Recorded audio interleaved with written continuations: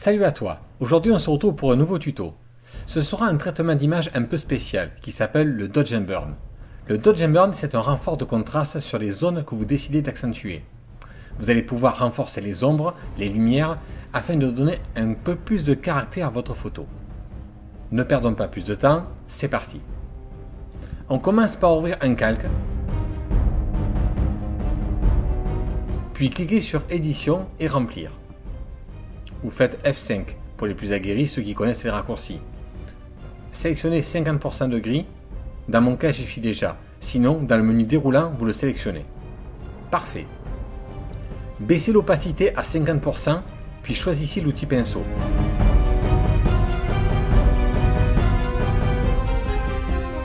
Étant donné que nous allons renforcer les parties sombres, on va choisir la couleur noire. Pour cela, appuyez sur X afin de sélectionner le noir. C'est fait. À partir de maintenant, nous allons peindre toutes les parties foncées de notre photo pour justement accentuer ces zones.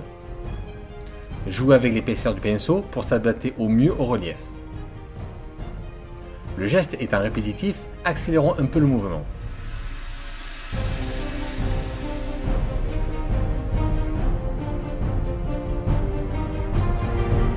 Et là, magie!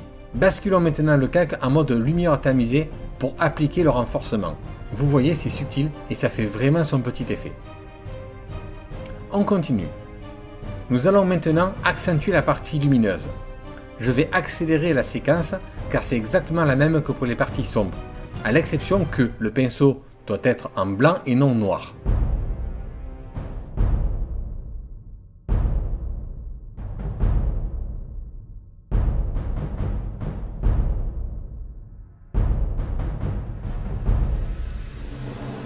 On fait également basculer le calque en mode lumière tamisée.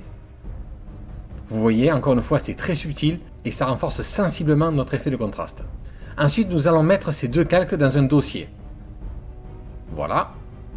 Avec l'effet, sans, avec, enfin bref, c'est à vous de juger. Nous allons faire une dernière chose. C'est de dupliquer le dossier afin de renforcer encore plus notre effet. Vous voyez là, c'est franchement plus nuancé. Avant, après, avant, vous voyez, c'est quand même nettement plus prononcé. Ce tuto est maintenant terminé, j'espère que vous pourrez utiliser cet effet dans vos compositions.